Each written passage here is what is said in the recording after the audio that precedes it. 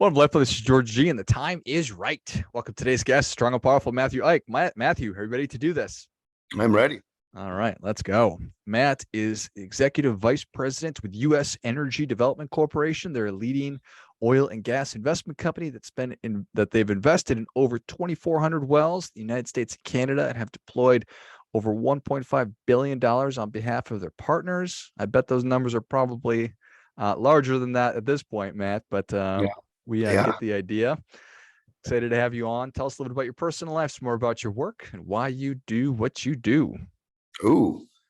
So outside of ego and hubris, you mean? What I do? Whatever. It's always family, right? So I think what drives and motivates us all is I have a wife and 3 beautiful children, and trying to build a legacy for them and future generations is just part and parcel of our DNA. So it's my primary motivation. What we do is, I think we're a pretty unique energy company in the sense that we marry investment philosophies to the energy space, and we try to find the best risk-adjusted arbitrages and the best tax mitigation tools. So we're constantly scanning and combing through the tax code to find nuances to create return arbitrages, and then we're constantly operating and managing assets in the energy space that we believe will create the best kind of risk-adjusted profile, and marrying the two things together and designing investments and bringing them to market. So that's our passion. It's really largely a financial planning firm that uses energy as its medium, versus thinking of it as an energy company. It's more of a finance company that loves the energy space. That's an interesting way to think about it, for sure. Yeah. How long have you been sort of looking at it in that way, or have you always? So I guess I've always looked at it that way. I've been in the business for about 17, 18 years. So quite some time in finance before that on Wall Street. And when our company is a second generation family company. And when my father-in-law and mother-in-law were the founders, I guess we'd say we're a larger energy company, but their background was in education and finance. And so it was just a natural marriage, right? Just to his history, my father-in-law, and then to where we are now. And my partner, our CEO, my brother-in-law, he also comes from Wall Street background. So it just made a ton of sense to us to move in that direction as we transition from a generation 1 to a generation 2 company. That's not the easiest thing to do. No, no one wants to be the shirt sleeves, right? In one generation, nobody wants to be the one that takes something that's grown and destroy it or shrink it. So it's been really an amazing opportunity for us, and it's really been amazing to grow and thrive, especially since people probably don't recognize it today, but the energy industry has been quite volatile over the last 7-10 years. It's not been an easy place to be and to not just survive but to thrive during that time. I think is a pretty special opportunity we were given. Yeah, there's no doubt. And here we find ourselves in, I don't know if this is I don't even know if it's a unique time. Are we in a unique and unprecedented time when it comes to energy? Yeah, I think yes, we are. And I don't know where it starts and where it stops, but I think all the different forces that are out there, from climate change to the geopolitical forces that we're facing to the ESG movement, to you name it, I think we're in a very interesting time in shaping a lot of things going forward. So yeah, it's quite unique, to say the least, to be in the energy space right now. Yeah. And often it's an interesting thing because it's often villainized, right? One side or the other is it has to be a good or bad. There's no just energy is when we really look backwards, energy is the reason we live like we live, right? It's the reason that everything's worked. And then we have the society we have today is we've had abundant energy. It's been the primary source of the US, the global change in our lifestyles, our health, everything that we have is really come from the last 150 years of easy and accessible energy. So we should think of it as this unbelievable great beacon of good. And yet it's turned into weapons of war. It's turned into the worst evils ever. It's really interesting how polarized it's become. Yeah, it is. And probably not all that surprising, because that's sort of what we like to do is really draw lines in the sand and say, I'm going to be over here, y'all are over there. And If you're not with me, you're against me. Yeah. And we're not going to have a thoughtful conversation about it. But that's the reality, is that low cost energy has brought so many people out of poverty. Certainly it's led to wonderful success here in the United States, but it's helped so many people all over the world to extend life expectancy and live much better lives. Yeah. And in fact, it's funny when you contrast even within the letters of like E, S, and G, right? So just take the social responsibility to the environmental and the inherent conflict in the energy space between those two things, right? The socially responsible thing is to allow the rest of the world that is not industrialized, that doesn't have cheap energy, to really allow itself to benefit from what we benefit from, right? To have the ability to have the lifestyles that we have, to have cheap energy, that directly conflicts with the sustainable part of E, right? Those two things are in a direct contrast from each other, and which is more important and powerful, right? The conditions in which humans live, or X or Y. And it's an interesting, and I think finally becoming more of a thoughtful discussion instead of just a draw a line in the sand, choose one, and let's all hate each other, right? I think that, and we can look back on a lot of it. Like, I think we look back on the 70s and say, maybe our fight against nuclear was ill-conceived, well-intended, but ill-conceived, right? Maybe we should have been focusing on the improvements in technology to make nuclear safer, because it is renewable, right? And unlimited, and the single greatest source of power. And if we're going to have an electric grid, you have only two real choices, because you don't want it to be coal, it's natural gas, or it's nuclear.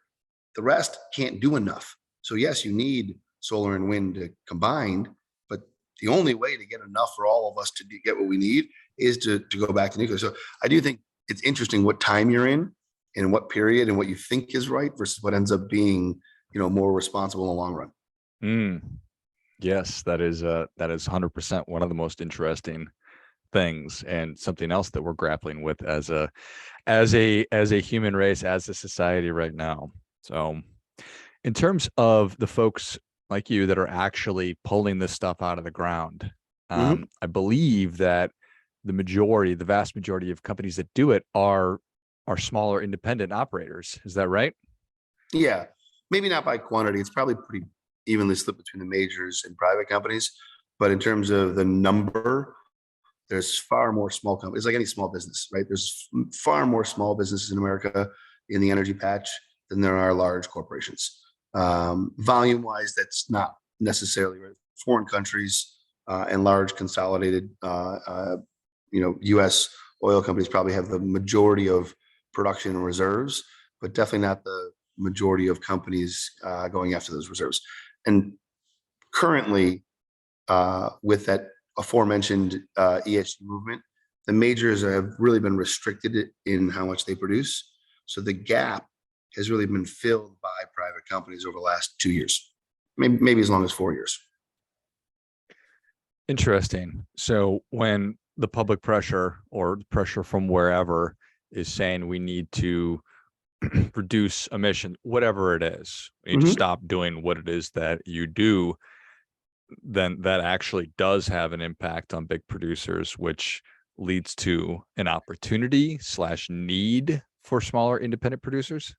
Yeah, I mean, it's the only reason that we have enough production to meet our daily needs is that the independent producers kind of came in and filled that void, because everyone else has been restricted. Banks can't loan, large cap companies can't issue new equity, right? They're forced to operate within cash flow, pay dividends, buy back shares, invest in renewables, and cap their carbon output. So the only ones left are the private companies to come in and fill that void. So it's been a huge opportunity set. I think good and bad. So selfishly, it's amazing. It's fantastic. It's created probably the single greatest wealth arbitrage, maybe in the history of the country, but definitely in the history of energy in a 4-year stretch for private companies. But the bad side of it is when you do that, you take from highly regulated, highly transparent processes to less efficiency in small operators and maybe less transparency and probably less environmental stewardship. So not speaking for ourselves because we focus very heavily on it, but a smaller company is going to have a lot harder time putting in all those checks and balances and cost savings and transparency that a major has to. So in some sense, while it's a great opportunity set, I do sometimes wonder if we're doing a disservice in what we've done. That political decisions have unintended consequences, Matthew? No. Never. Never. As you're looking at Europe and Russia and Germany and winter, what are your thoughts? I think we get through this winter. It's a really scary situation. So to put this in context for everyone, there's a realistic situation where people are not just rationed, but run out of energy in an industrialized world. Not just rolling blackouts, like dark ages style. We don't have enough energy. The lines in Poland to get coal right now are so long where people are actually getting physical coal for their house to actually heat their house for the winter. And they're waiting in lines as if this was the Soviet Union, right? Like there's some amazing things happening in an industrialized world that people just don't comprehend. And I think what's really scary is what we realize this goes back to that S component. The most socially responsible thing to do from a global perspective is to probably have the best actors producing the most and the worst actors producing the least. Like we want the US producing more natural gas because of its standards, and we want Russia producing less, right? At the end of the day, if there's X amount of supply going to market, we sure as heck don't want Venezuela, Russia, Iran, and the worst actors in the world to have that power, right? We really want it to be the countries that have. So we want Poland to open up their own natural gas reserves. They've been unable to drill and frack for the last decade. Well, they have enough reserves to provide for themselves, but because of their policies, they didn't. They relied on Russia. Well, that's really bad social responsibility, right? It's actually, we made our bed, now we got to lie in it. It's pretty sad. And what happens that really scares me is next year, if Europe makes it through the winter and has enough supply, the US is going to have a really difficult choice on its hands. And this is really natural gas specific, not so much oil. We produce and distribute about 20% of our natural gas through LNG globally. Well, natural gas is $70 an MCF in Europe. It's $7 here. Just putting in context of cost. Next November, we're going to have to choose to fill our own inventories. And if we don't, we'll see $20 an MCF gas. But socially, if we don't, Europe will be without power. So if this goes on for another year, the question becomes, how do we weigh that economic cost? Who's going to burden that? Who's going to shoulder that, right? If the US doesn't have excess capacity and we run through a cold winter, are people going to be okay with rolling blackouts in the US to help Europe? I don't think people realize how serious this is and that we're only a year away from absolute calamity. And maybe it happens this winter. El Nino is in effect. And it's scary if you get a cold winter right now in Europe, what happens? So I don't know. I'm not very happy with the global situation we face, and it's all self-induced, which is even sadder. Right. Scary. Yeah. We don't see it. Right? We're 3,000 miles away. Right. So everything's fine here. Yeah. But next year, when we have $20 MCF gas and your electric bill is 7 times higher, what are you going to do? Like what? And by the way, 7 times higher is nowhere near the 40 times higher they're seeing in Europe. Like just putting it in context. And then just think about what that happens from an economic standpoint, the shutdowns, the inability to manufacture, the logisticals, everything's a nightmare, right? And people don't realize that we're actually facing a similar situation that we seem to have averted here in the US. So I'll use kind of a political habit. Do you remember the Keystone Pipeline? Kind of the big conversation for years. Sure. About the pipeline. I don't think people really know what the Keystone Pipeline is supposed to do. It's supposed to bring heavy crude from Canada down to the US. It's really what it does. And from a pure environmental perspective, you'd rather have it pipelined than railed, right? Because it's coming down to the refinery. The refineries need it to make diesel, right? You need the heavy crude with the U.S. light sweet crude. Combine the two, and then in essence, you get your distillates and your diesels. And it's still coming here, but it's coming through Burlington Northern, right? It's coming through the railroads. It's a lot less environmentally sound than coming through the pipeline. But now we're getting less quantity than we should. And the problem becomes, if you think about the U.S. logistical supply chain issues, how do we get everything to market? How do we truck it? Everything's coming from diesel. Well, you run through a diesel shortage, and you're already at a pricing diesel shortage this summer that was nasty, right? But an actual supply side shortage where there's not enough diesel to get supplies to market, what happens to inflation? Too much money, too few goods. This doesn't become a 5-year problem. This becomes a 15-year problem. And it's all because we had to make stupid political decisions based on feel-good moments versus the actual necessities of what we need to run it. And the Northeast is seeing this in the same thing in natural gas, where people in the North are going to pay obscene amounts for natural gas next year. Yet, because of the infrastructure in the South, the same amount of supply in the Utica and the Marcellus as there is, maybe a lot more than in the Haynesville and the Permian from a gas side. Yet the South has unlimited infrastructure. It's built pipelines, and the North didn't allow it, and they can't get product to market. It's just an amazing phenomenon that we've just done a poor job of politicizing everything instead of realizing that it's not political. There's no political argument here. It's just do what's right. Sorry, it's kind of a soapbox. Not at all. I think it strikes me that the sooner we can start having these real conversations about what life will look like in a pretty short amount of time, the better. Because I can't imagine you just throw a switch and all of a sudden, we went back to what we were doing before. Now it's okay. Yeah, it's crazy. And the reality is, so here's the big kind of picture that people should get. Intelligent people should also say renewables are essential, right? So you have 8 billion people on this planet, and there's going to be 10 billion at some point in time, probably in the next 10 years.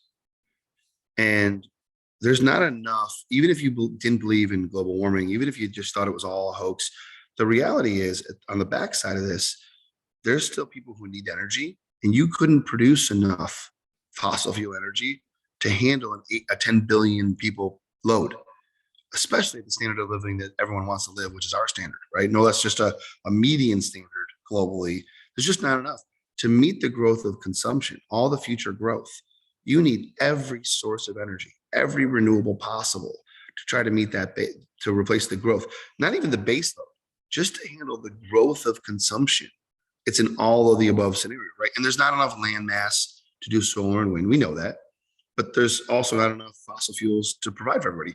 And you need all of the above, and you need it strategically located in areas that have sun and that have wind and that have water for the hydro, and you need all of it. And the answer is all of the above. It's not one or the other. And I don't know why we've turned it into this competitive, it has to be one or the other. The answer is no. For 10 billion people on this planet, we need every single source of energy, cheap and abundant and renewable and efficient, and you name it, so that all of our standards of living can increase, all of our health, everything that we do, right? We need more fertilizer, which means we need more fossil fuels to create more fertilizer, so we have better farms to give us more food. It's all a big circle. Like, they're not against each other. They're all for each other. Matthew Lak, the voice of reason. Amen. Well, Matt, thank you so much for coming on. Where can people learn more about you? How can they engage with U.S. Energy Petroleum Corporation, U.S. Energy Development Corporation?